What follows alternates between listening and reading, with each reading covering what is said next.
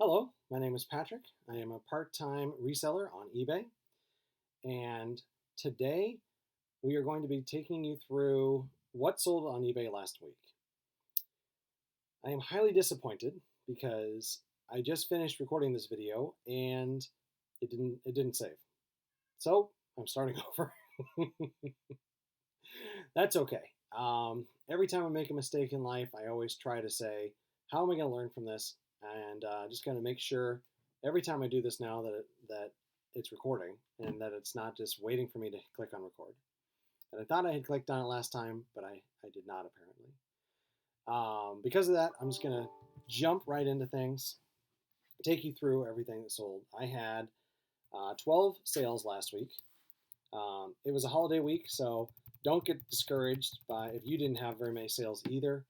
It's just going to be that time of year. I also didn't list very many items. I only listed 10 things last week.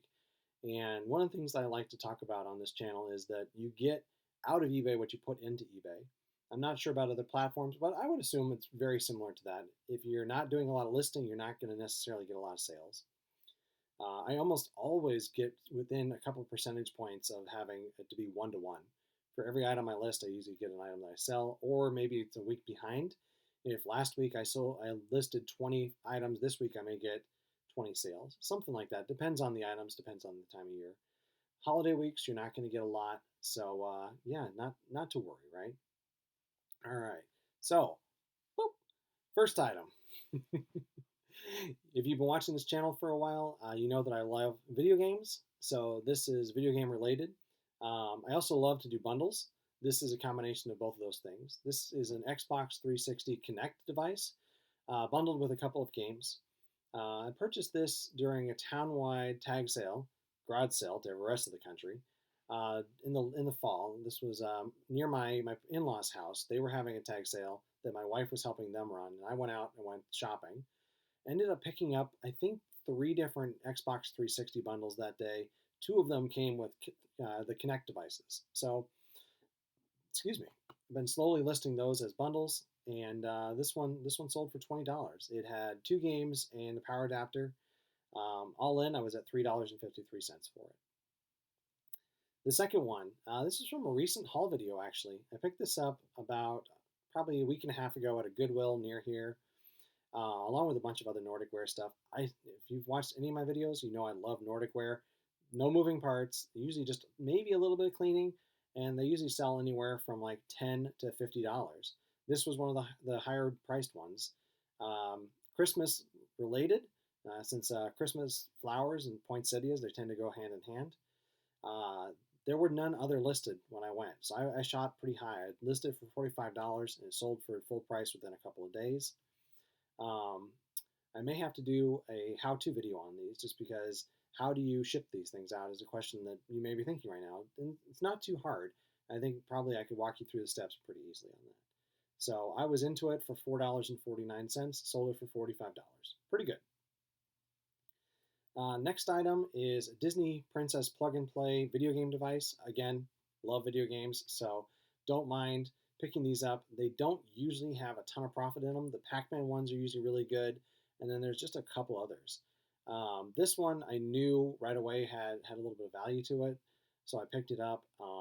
But there's a bunch of junk ones out there. You're just not going to be able to sell them. Even some of the ones you might think are going to have some value don't. Like the Atari one, nobody really wants the Atari one for some reason. Probably because there's a bunch of different devices out there that come with Atari games on them, and it just was never as popular as some of the newer stuff. If you can find the Nintendo ones, those are going to be pretty good. The Sega ones are going to be pretty good, and then like I said, the Pac-Man ones are good. But otherwise, like maybe stay away. Even the Star Wars ones, like don't have a ton of value. This one I picked up at a Savers for $2.21 and I sold it for $25 with free shipping. So I got about, I want to say about $19 in sale price on that. This next item here is a Sanyo DVD VHS player. I think this is probably got to be in your resellers like bread and butter item list category. There's tons of these things out there. I'm finding about at least one a week. They usually sell for $30 to $70, something like that. If you can get the remote, of course, you're going to do better. This one I paid $3 for at a local Goodwill. Sold it for $30. This was not as good of a unit. It's a little bit bigger, so it's a little heavier, so shipping's going to be a little bit more. Um, may have to do a video on showing you guys how to ship these things out. I've got a nice little process where I become efficient, and maybe it can help you guys out with that there as well. Pretty good, right? $30. Spent $3.31 on it, so pretty good. This next item here, again, I think this is a bread and butter item that you guys should definitely learn this category. These little older handheld video cameras, the little camcorders. Um, there are two different versions of these things out there. There's a little mini disc based systems versus these tape based systems. I would recommend you focus on the tape based systems. You're going to do a little bit better on sales on those. The disc based systems will sell, but they're going to be a longer tailed item. This is my sale of the week, by the way, $70, and I was only into it for $8.50, so pretty good sale. My next item is an Infinity Hulkbuster figure. Again, this is one of those categories where there's not a ton of profit to be made if people are charging a lot of money for the items. But if you can get them for 25 cents, 50 cents, maybe even $1 for some of the figures each, you can do pretty well. This one I got at Savers, I think for $2, maybe $3, something like that. Let's see, what did I put on it? I put $2 on it, so it was $2, and I sold it for $17 plus shipping. So, like, there's definitely some room for profit in these categories. That's my advice to you on that kind of thing. Find a category: Skylanders, Infinity, GI Joe, He-Man, something you can find a lot of potentially. Infinity's out there, Skylanders are out there, right? You're going to find those things. Similar, the Nintendo Amiibo. You might think, oh, I'm going to find a bunch of that stuff. It hasn't been true for me. I barely found any of that, but I find Skylanders and Infinity all the time. Knowing what to look for in those categories, though, is key. So I had to study, had to learn which figures are the ones that are going to make money on. And then if I can get the rest of the figures at a cheap enough price and make a bundle out of them, I can sell them. So the Hulkbuster, I knew right away this was one of the higher priced ones in this category. Again, sold it for $17 plus shipping, and I was into it for $2. Really good flip. Next item was really fun. Actually, I found this at a little old lady's house. She had a whole bunch of little lady stuff, plus Harry Potter books, some board games, and some older toys, plus even some newer toys like this one. This is a Doctor Who replica toy screwdriver, sonic screwdriver. I was going to buy this even if I decided to keep it, or even if I decided to give it to a friend of mine, just because it's pretty cool. The advice here is don't forget, when you get home, look everything up. I did not expect it to be worth what it sold for. Right? I sold it for $25, and I was into it for $1. So great flip.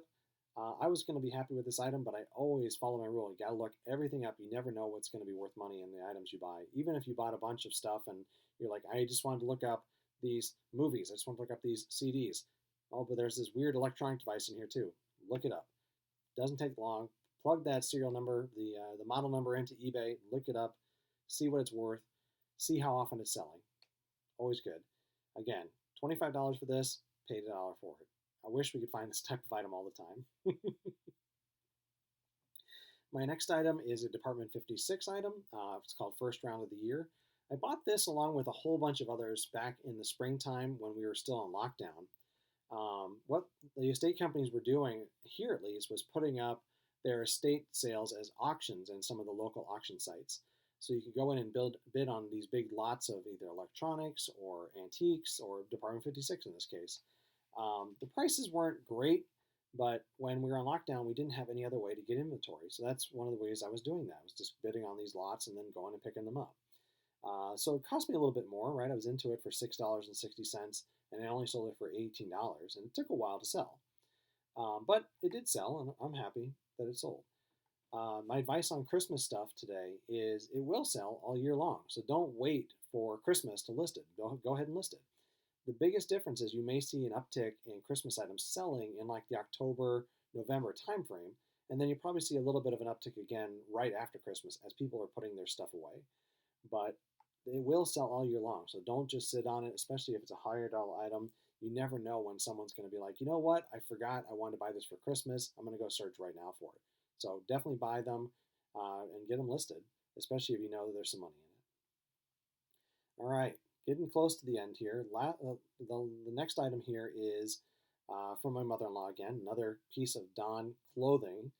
Again, we were cleaning out my wife's grandmother's house, and we found a bunch of these toys up in the attic. And her dad knew that there was probably some value there, and so did I. I went and looked it all up. There was maybe over $1,000 worth of this stuff in there, and it's going to take a little while to sell. I'm selling like between 1 and 3 of these a week right now. I've been very, very happy with it. This one sold for $39. Uh, I'm going to give her mom $15.60. For any consignment work that I do a 40-40-20 split. So 40% of the money goes to me, 40% goes to the consignee, and then 20% I set aside for eBay fees and any boxes and supplies and anything else. All right, here we go. Another handheld camcorder. Another tape-based one. Um, Basically, when I was working on one that I had purchased recently at a thrift store, I pulled these two out of storage. I didn't have a charger for them, and I was just like, why am I sitting on these things? Let's pick up the chargers. They usually cost anywhere from $10 to $15, so maybe a little bit more than you want to spend. But for some of these cameras that have a high dollar value, you can afford to spend a little bit more.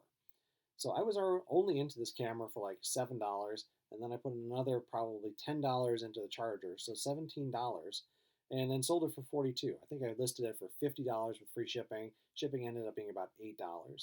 So not too bad, right? More than double my money on it. Didn't sit on it very long. I think I only listed it for like a week or two. So right, $50 with free shipping, and I was into it for a $7 cost plus the cost of the charger. Second to last item, this is another Department 56 set. Very similar story on this. Bought this back in the spring at an online auction that was local pickup. This one I was into for a little less, only $3, and sold it for $20. So pretty good, pretty reasonable flip there. Pretty easy to ship. Just get it into a box. It's pretty secure inside its styrofoam, so you don't have to worry about too much on the shipping there. The last item of the week is kind of a funny one. I got this in a gift basket this year for Christmas. There was lots of really good stuff in the gift basket, so I didn't mind like that. Not everything was what I was looking for. Um, so looked up this one before going to donate it over to Savers or Goodwill. Figured I could sell it maybe for like $7-8, something like that. So I put it up with free shipping, and sure enough, after shipping, sold for $7. But I was into it for 0. That's the last piece of advice I'll leave you guys with this week, which is if you're having trouble with inventory, start with your stuff you already have in your house, right? I'm sure you've got a drawer somewhere that's got stuff in it that you don't even know why you're keeping it, but you might be able to find something in there to sell. Maybe there's a closet where you've retired an old VCR, or retired old video games, or old potteryware, or who knows what. You've got plenty of stuff in storage in your house that you're just holding on to, thinking I might have a use for it someday, and you're not going to. Go ahead, source from your house, get those items listed, and you'll be able to get going and start to figure out what items will sell. Then you can go out to Goodwill, to Savers, to thrift stores, to garage sales, and start buying that same type of item out there. Really great way to get started. So that is it for this week. Total sales were $352. Again, much lower than the week before where I was at $742, but it's a holiday week, right? I only listed 10 items last week. I knew that there wasn't going to be a lot of time to list because of family commitments and stuff. That's fine. I made a conscious decision not to list a lot. I knew I wouldn't sell a lot. It's probably going to be even worse this week because I'm off work. I'm spending time with my friends and my family. We're just going to be doing a lot of chilling this week. I may do some work on this room. Let's see if I can quickly do it. Yeah, you can see it's a little bit of a mess in here. There's definitely some piles on the floor that I want to deal with. It's always a work in progress. Luckily, I've got the time and the space for it right now. That's not going to be the case going forward because next year my wife is pregnant. We're going to have a baby next year, so this room will turn into the nursery at some point. So I got to start figuring out a way to become more efficient with my space and potentially move some stuff into storage, things like that. You guys will be here with me going through that journey. It should be a lot of fun. All right, so finished out the week. Again, I had $352 in sales. I had a cost of goods sold of $58. I spent a total on new goods of $49, and then I spent another $17 on supplies. I also spent an hour sourcing, so I was out at thrift stores for an hour last week. We spent about an hour and a half shipping in the evening. I spent about 3 hours doing listings, and then I spent another miscellaneous hour on research or I don't know what. So 6.5 hours is all I spent last week on eBay. If you do that as an hourly rate, it comes out to about $45. I don't mind that type of hourly rate. My goal is about $50 an hour, so like I'm pretty happy with that. It sometimes will dip down to 30 depending on the week, but 30 to 50 is not a bad hourly rate, right? You're not going to get a part-time job that pays that much a lot of times. So very happy with the ability to do this on eBay. It's super fun. Um, so yeah, that is the video this week of what sold last week on eBay. If you like this content, please like. If you'd like to see more of it in the future and you like this channel, then please subscribe. My name is Patrick, and thank you very much.